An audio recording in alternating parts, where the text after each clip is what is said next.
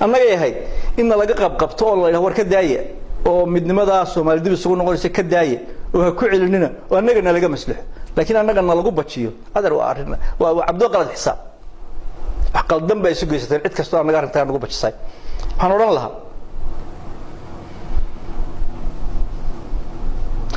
reerawda lahaan aan leeyahay war idinku meesha aad u hanqal taagaysaan waxba idin kaga horeeya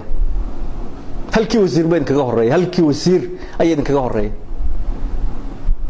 shanta wasiir ee halka yaala halka ma yaalin iyo madaxweyne keena cidina la hadlin halka ma yaalin tana idinku badinaysaa annaga naga maslaxa midnimada Soomaalida laakiin annaga hanagu bajinna ma nadleen waxaan idin raacin lahaa kale booramada aad leedin ka baxa dadka ajaanibka oo ka baxa ee ummadii idin la joogtay ardayda lahayd Soomaaliyeed aad ajaanib ka dhigaystaan ka baxa leedin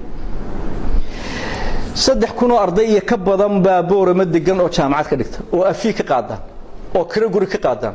oo cunto ka qaadaan oo baska ka kiraysan oo stationery idin ka iibsada oo telefoonada idin ka iibsada oo wax idin ka gata iyo intaas oo qoys oo Soomaaliyeed degan dadin ka guuraan kaliya ma noqon doonto reer kaliya meel ku noqdeen aad raxmo kordhiyo xabis kordhiyo hadallo la ka daaya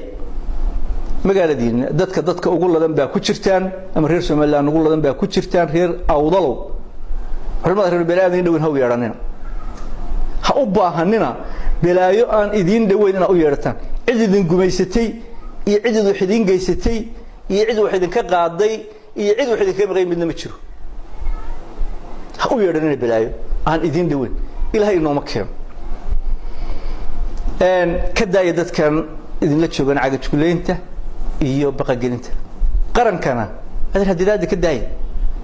qaranka musabbixi ma laha qaranka in ka badan dad ka badan baa ilaashanaya oo leh ha